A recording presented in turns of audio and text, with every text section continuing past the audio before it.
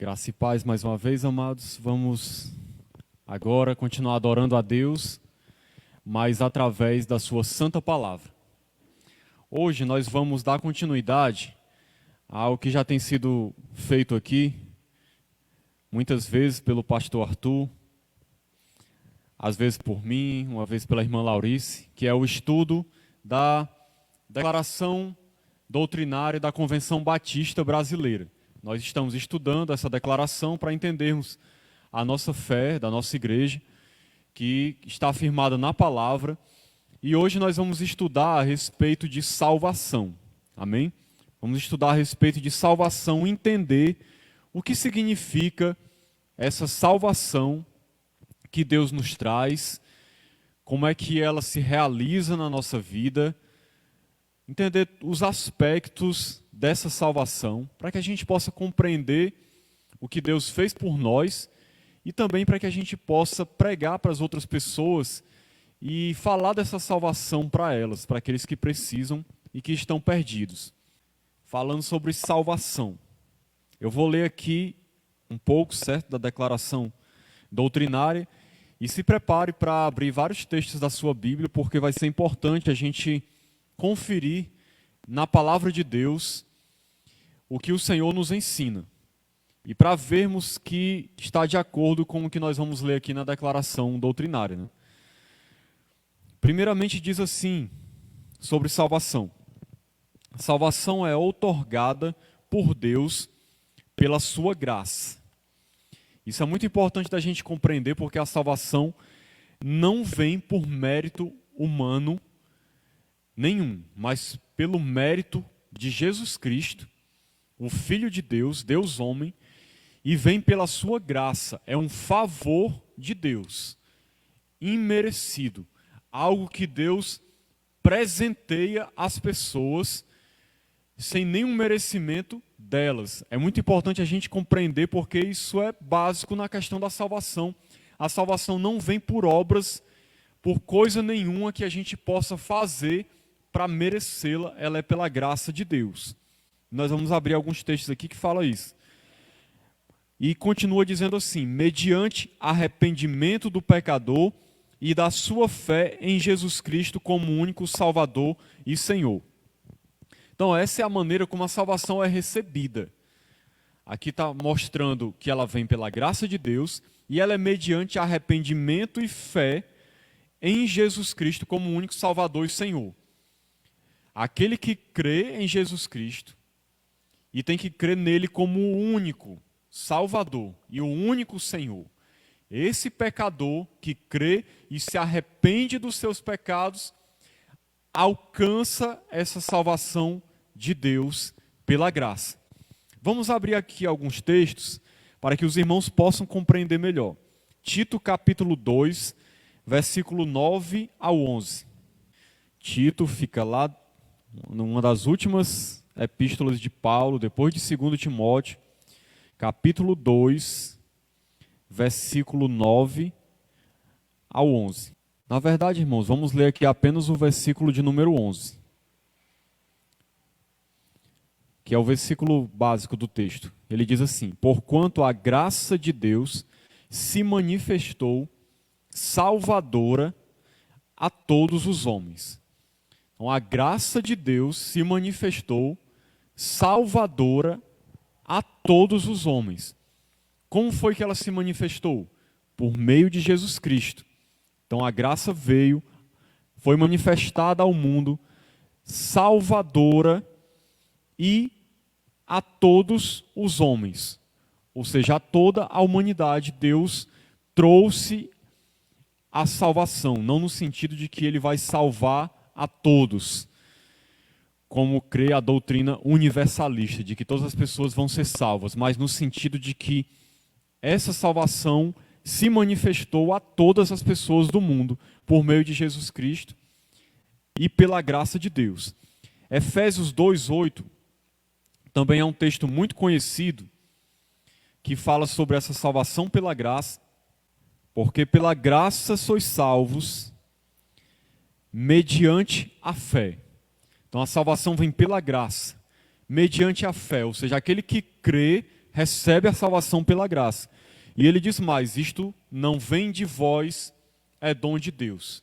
A salvação é dom de Deus, é presente de Deus, não é algo que vem do ser humano, não de obras para que ninguém se glorie.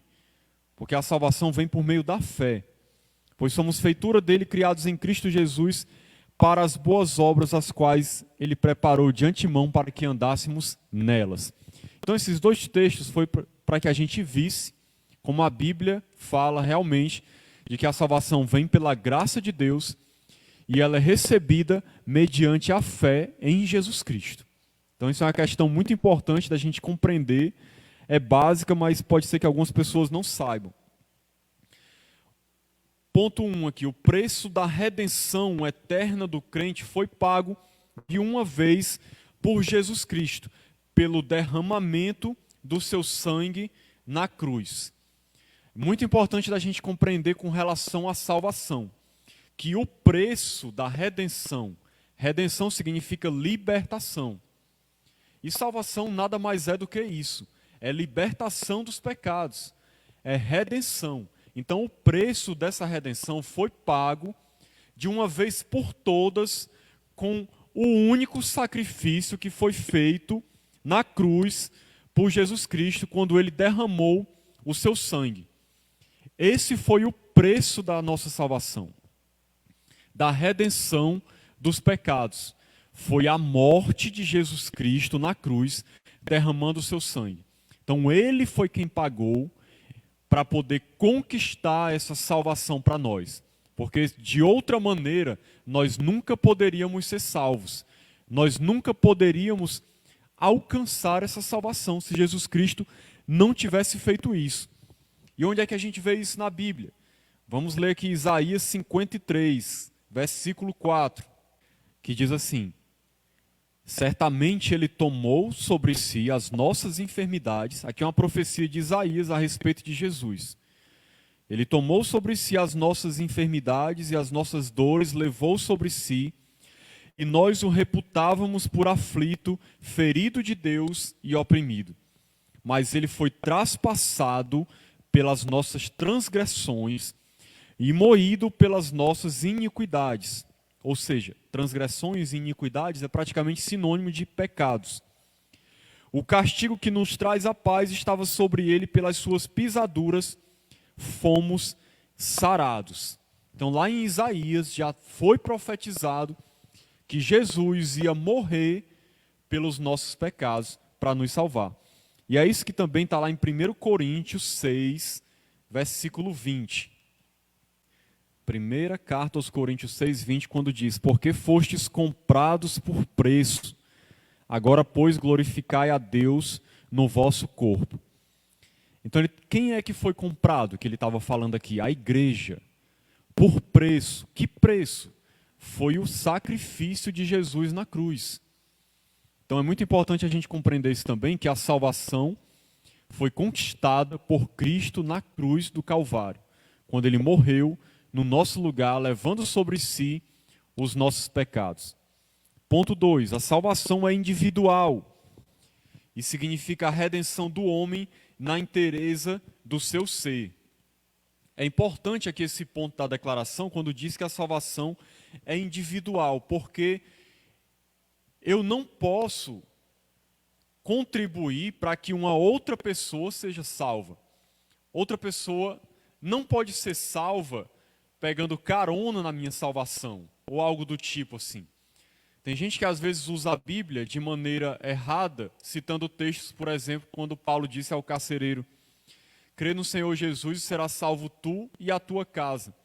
E aí algumas pessoas ensinam que se você crê, automaticamente, não se preocupe, toda a sua família vai ser salva porque você foi salvo. Ali foi uma fala de Paulo específica para o carcereiro. Não significa que isso é o que acontece com todas as pessoas. Nós vemos na Bíblia, em muitos textos, que cada um prestará conta de si mesmo a Deus, cada pessoa será julgada individualmente, e como a gente viu aqui no início, a salvação vem por meio da fé. A fé de quem? A fé pessoal que você exerce e aí recebe a salvação. Então outra pessoa não pode receber a salvação se ela não exercer fé e se arrepender dos seus pecados. Então eu não posso salvar ninguém ou contribuir para a salvação de uma outra pessoa. O máximo que eu posso fazer é pregar o evangelho para que outra pessoa entenda e creia e seja salva. Então, como diz aqui, isso é uma verdade, a salvação é individual. E significa a redenção do homem na inteireza do seu ser. Ou seja, o homem vai ser salvo de maneira completa e total. Romanos 5:10, a palavra de Deus diz assim: porque se nós, quando inimigos, fomos reconciliados com Deus, mediante a morte do seu Filho, muito mais, estando já reconciliados, seremos salvos pela sua vida. Então, nós fomos reconciliados, salvos, por meio da morte de Jesus Cristo. Então, essa salvação que vem por meio de Jesus Cristo significa libertação do homem, reconciliação com Deus de maneira completa. Ponto 3 diz assim: é um dom gratuito que Deus oferece a todos os homens. Como a gente viu lá em Tito 2:11, que a graça de Deus se manifestou salvadora a todos os homens. E não apenas aos eleitos, aos que são salvos, a um grupo específico de pessoas. Todas as pessoas foram alvo da manifestação da graça de Deus. Como diz aqui, é um dom gratuito que Deus oferece a todos os homens. É por isso que a Bíblia diz que Jesus mandou que o evangelho fosse pregado a toda criatura. Quem crê e for batizado será salvo. Então esse dom gratuito, essa da graça de Deus, essa salvação, é oferecida a todas as pessoas. E que compreende a regeneração, a justificação, a santificação e a glorificação. Esses 4 aspectos aqui da salvação, nós vamos estudar hoje. Se der tempo, a gente estuda tudo. Senão, a gente deixa para um outro momento. Mas regeneração, justificação, santificação e glorificação são aspectos da salvação. Ou seja, são coisas que estão envolvidas na salvação. A salvação se manifesta nesses aspectos. São coisas que acontecem quando a pessoa é salva. Nós vamos estudar cada um individualmente, porque a Bíblia fala de todos eles, para a gente compreender o que cada coisa dessa significa na nossa vida. Primeiramente, nós vamos ver sobre regeneração, certo? O que é regeneração? Muitas vezes nós ouvimos falar em regeneração, uma palavra que nem todo mundo entende o significado.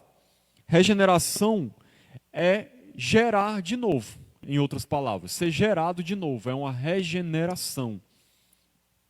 É o ato inicial da salvação, ou seja, a primeira coisa que acontece quando você é salvo, em que Deus faz nascer de novo o pecador perdido, fazendo dele uma nova criatura em Cristo. Então, esse ato inicial da salvação é a regeneração. Regeneração é a mesma coisa de novo nascimento. Quando você ouvir falar de novo nascimento, de alguém nascer de novo, é a mesma coisa de regeneração. É aquele momento inicial quando o pecador perdido se converte e ele é feito uma nova criatura. Como diz lá em 2 Coríntios 5:21, que se alguém está em Cristo, nova criatura é, as coisas velhas já passaram e eis que se fizeram novas. Então, ser nova criatura, nascer de novo, está falando do processo de regeneração. É obra do Espírito Santo, em que o pecador recebe o perdão. Eu estou lendo aqui a declaração doutrinária, certo? Só lembrando. É obra do Espírito Santo em que o pecador recebe o perdão, justificação, a adoção como filho de Deus, a vida eterna e o dom do Espírito. Tudo isso acontece no momento que você é salvo. Aquele momento inicial em que você é regenerado pelo Espírito Santo. É o Espírito Santo quem realiza isso no coração daquele que é salvo. Não é a pessoa que produz em si mesmo a regeneração. Quando ela crê e se arrepende dos seus pecados, automaticamente o Espírito Santo faz dela uma nova criatura. E aí ela recebe tudo isso: perdão, justificação, adoção de filhos, vida eterna, o dom do Espírito Santo, que é o próprio Espírito Santo, como diz lá em Atos 2,38, que todo aquele que crê receberá o dom do Espírito Santo, ou seja, o presente chamado Espírito Santo, a presença do Espírito que vem para dentro do seu coração. Nesse ato, o novo crente é batizado no Espírito Santo. Importante compreender isso, porque a nossa declaração destaca esse ponto, porque isso nos diferencia, por exemplo, da doutrina das igrejas pentecostais, onde eles creem que o batismo no Espírito Santo é algo que acontece posterior à regeneração. Eles acreditam que pode até acontecer no momento, mas que muitas vezes é até chamado de segunda bênção, porque eles acreditam que acontece depois, o batismo no Espírito Santo. Mas nós cremos que o batismo no Espírito Santo acontece no momento que você recebe o Espírito, que é no momento da regeneração. É por ele selado para o dia da redenção final e é liberto do castigo eterno dos seus pecados. Ponto 1 aqui sobre regeneração. Há duas condições para o pecador ser regenerado. Isso aqui é importante. Arrependimento e fé. São as duas coisas que precisam acontecer, são condições para que alguém seja regenerado. Existem algumas pessoas que creem que, primeiramente, Deus regenera o coração do homem, pelo fato dele ser tão depravado. Deus precisa regenerá-lo primeiro, e aí depois ele crê e se arrepende. Mas o que é mostrado aqui na declaração, e depois eu vou ler os textos aqui para os irmãos também, é que existem essas condições para que você seja regenerado. A regeneração só acontece quando há fé e arrependimento. Essas duas coisas precisam acontecer para que você seja regenerado, feito uma nova criatura. Essas duas coisas andam juntas, elas são inseparáveis para que possa haver salvação. A pessoa precisa crer em Jesus e ela precisa se arrepender dos seus pecados. Uma fé onde não houve arrependimento não é uma fé verdadeira.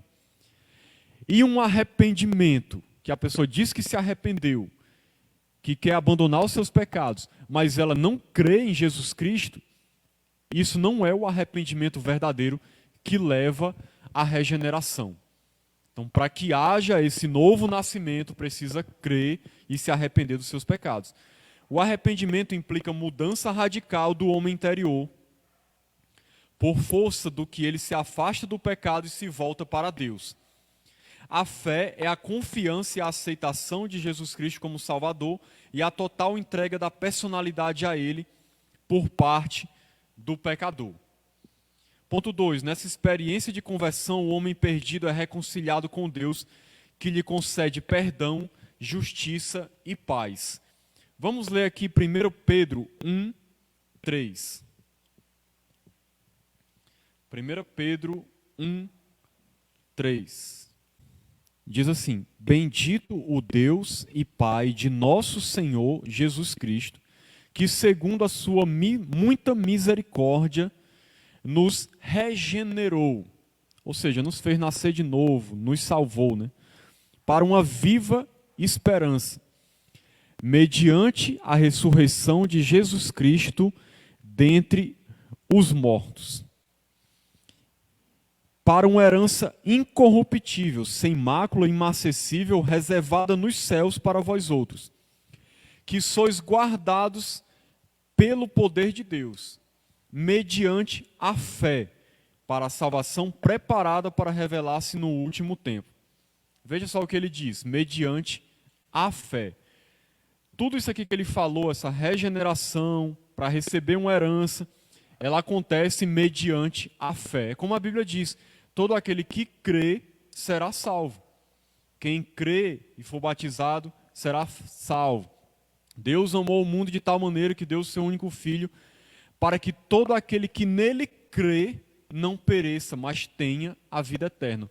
Ou seja, você primeiro crê, se arrepende e é depois regenerado. Eu falo aqui depois numa sequência lógica de pensamento, mas na verdade isso acontece no mesmo momento. Exatamente quando você crê e se arrepende, você é regenerado. 2 Coríntios 5,17 é o texto que eu já citei aqui, quando diz que se alguém está em Cristo, é nova criatura. As coisas velhas já passaram, eis que se fizeram novas. Nova criatura, ser nova criatura é ser regenerado. Eu vou ler aqui também Tito 3, 5. Falando de regeneração, eu vou ler aqui a partir do 4. Quando, porém, se manifestou a benignidade de Deus, nosso Salvador, e o seu amor para com todos, não por obras de justiça praticadas por nós, mas segundo sua misericórdia, ele nos salvou mediante o lavar regenerador e renovador do Espírito Santo. Então, nós somos salvos mediante o lavar regenerador e renovador do Espírito Santo. Ele está falando aqui exatamente daquele ato inicial que eu citei, da salvação, quando o Espírito Santo, por meio desse lavar regenerador, purifica o coração do pecador e o renova para a salvação, faz dele uma nova criatura. Então, isso é regeneração. Vamos lá, continuando agora, eu vou falar de outro aspecto da salvação, que é a justificação. A Bíblia também fala muito sobre justificação. Às vezes a gente vê essas palavras e não tem um entendimento muito claro do que significa. Então vamos procurar compreender aqui. Na declaração doutrinária diz assim: a justificação que ocorre simultaneamente com a regeneração é o ato pelo qual Deus, considerando os méritos do sacrifício de Cristo, ou seja, não pelos nossos méritos, mas pelos méritos de Cristo. Então Deus absolve no perdão o homem de seus pecados e o declara justo. Guarde isso aqui é importante. Quando Deus absolve o homem, o pecador, que se arrepende dos seus pecados, Deus o declara justo, capacitando-o para uma vida de retidão diante de Deus e de correção diante dos homens. Então, justificação nada mais é do que Deus perdoar uma pessoa no momento em que ela é salva, e aí ela é declarada justa aos olhos de Deus. Não é muito complicado de entender. Deus passa a olhar você como sendo uma pessoa justa. Aos seus olhos, você não é mais um pecador que vai receber a punição pelo pecado.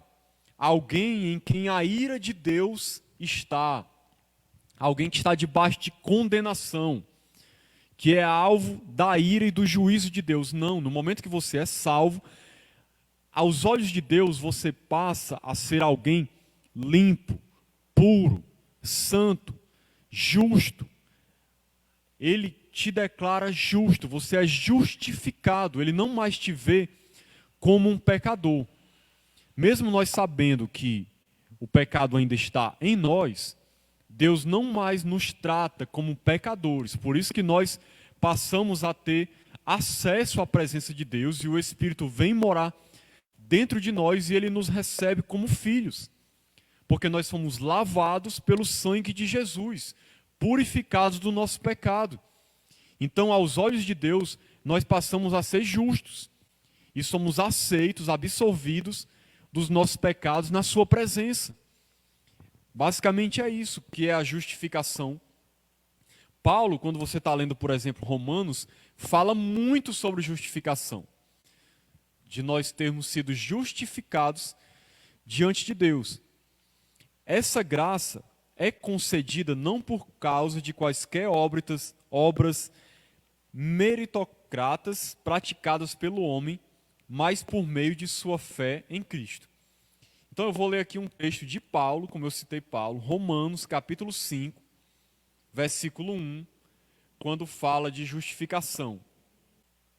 Romanos 5:1 diz: justificados, pois, ou seja, ele está dizendo o quê? Que a nossa situação em Cristo é justificados, pois, mediante a fé, sempre é colocado isso quando se fala de salvação, porque a fé, como a gente viu aqui, é condição para a salvação, fé e arrependimento. Então, todo aquele que crê é justificado, é isso que ele está dizendo. Temos paz com Deus, ou seja, houve reconciliação. Deus nos aceitou na sua presença. Não somos mais seus inimigos, por meio de nosso Senhor Jesus Cristo.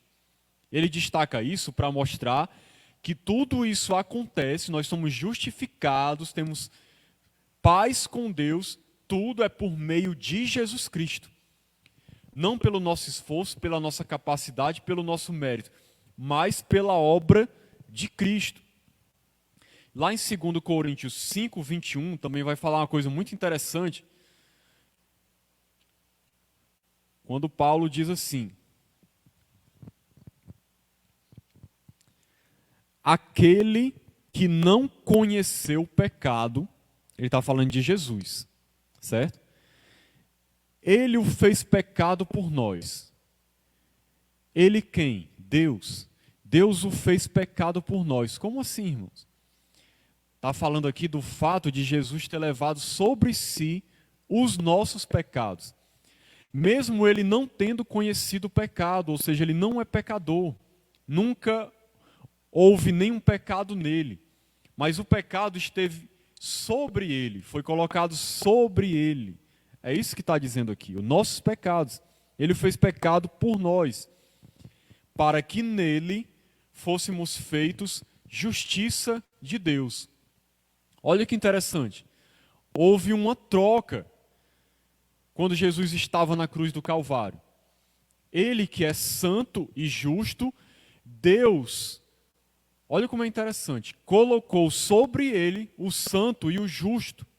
Deus colocou sobre ele os nossos pecados, ele que não tem pecado, e nós que somos pecadores, foi retirado de nós o pecado. E nós fomos feitos justiça de Deus. É claro que a gente deve compreender que esse retirar do pecado que eu falei aqui só vai acontecer completamente na glorificação, que a gente ainda vai ver se der tempo. Mas, por meio do sacrifício de Cristo, o pecado que havia em nós é tirado, a condenação do pecado também, a escravidão, e nós somos feitos justiça de Deus. Então isso é justificação, é ser feito justo aos olhos de Deus. Vamos lá para o próximo ponto, a santificação. É o processo que, principiando na regeneração, ou seja, ele começa na regeneração, certo? Mas é um processo. Leva o homem à realização dos propósitos de Deus para a sua vida e o habilita a progredir em busca da perfeição moral e espiritual de Jesus Cristo. O homem, depois que ele é salvo, regenerado, que ele começa a ser santificado, ele começa a progredir para poder alcançar a estatura de Cristo, o nível moral de Cristo. Esse é o objetivo final de Deus com a santificação. A gente não vai alcançar isso nessa terra ainda, mas é o propósito de Deus e vai se realizar. Então, mediante a presença e o poder do Espírito Santo que nele habita.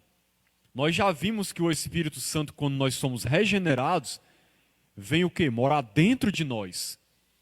Esse Espírito começa essa obra de santificação.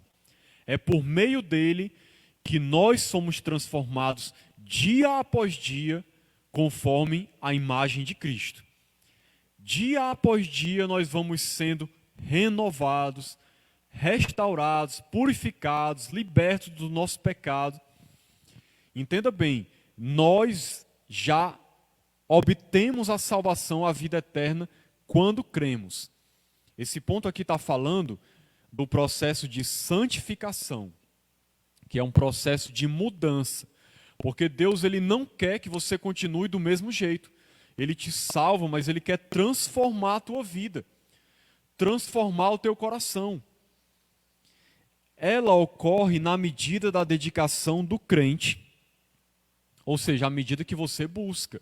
É preciso haver uma busca, uma entrega pessoal nesse propósito. E se manifesta através de um caráter marcado pela presença e pelo fruto do Espírito. Uma das principais marcas da santificação, é importante a gente compreender, é a presença e do fruto do Espírito Santo na nossa vida. Não, é importante a gente compreender isso, porque às vezes tem gente que pensa que quem tem muitos dons, ou é muito usado por Deus, é mais santo. E na verdade a santificação ela é medida, mas quem mede isso é Deus, né? Pelo fruto do Espírito.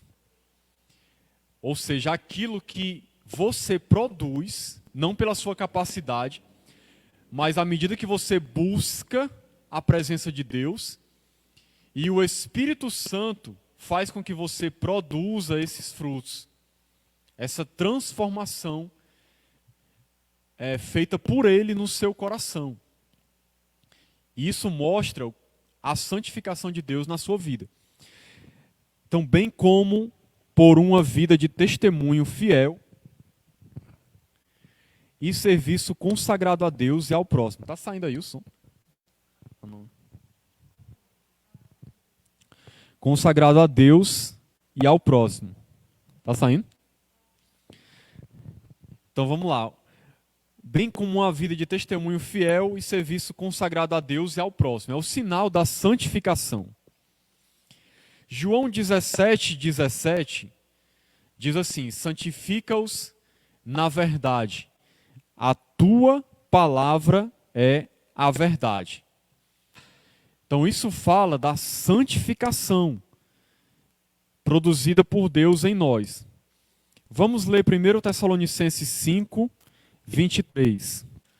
Olha o que diz a palavra de Deus. O mesmo Deus da paz vos santifique em tudo, e o vosso espírito, alma e corpo sejam conservados íntegros e irrepreensíveis na vinda de nosso Senhor Jesus Cristo. Então Deus é quem nos santifica completamente. Eu queria citar aqui o texto de Romanos 12, versículo 1 e 2, quando ele diz assim, deixa eu ler aqui para os irmãos. Romanos 12, 1 e 2. Rogo-vos, pois, irmãos, pelas misericórdias de Deus, que apresenteis o vosso corpo por sacrifício vivo, santo e agradável a Deus, que é o vosso culto racional. Ele está falando de santificação. Para finalizar esse ponto, eu vou ler Romanos 6, 19.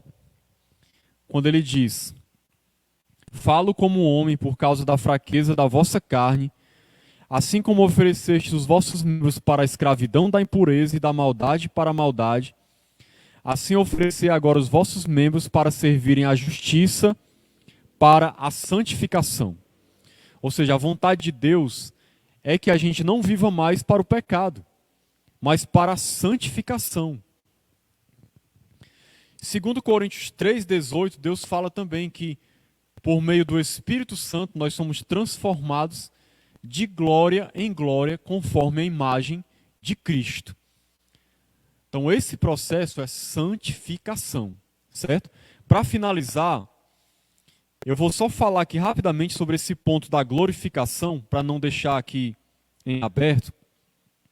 Diz assim, é o ponto culminante da obra da salvação. É o estado final, permanente, da felicidade dos que são redimidos pelo sangue de Cristo.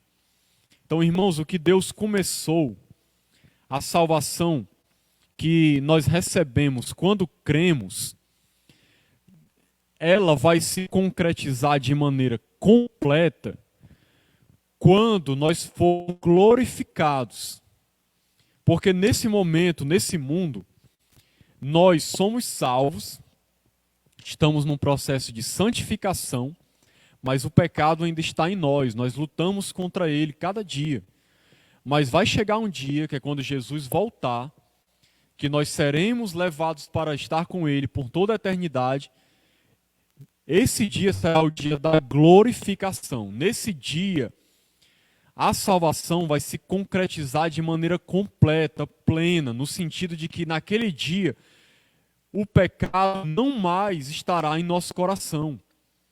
E nós seremos como ele é. Nós seremos totalmente semelhantes a Cristo, no sentido dos atributos que ele tem, que nós podemos ter, não no sentido de ser Deus.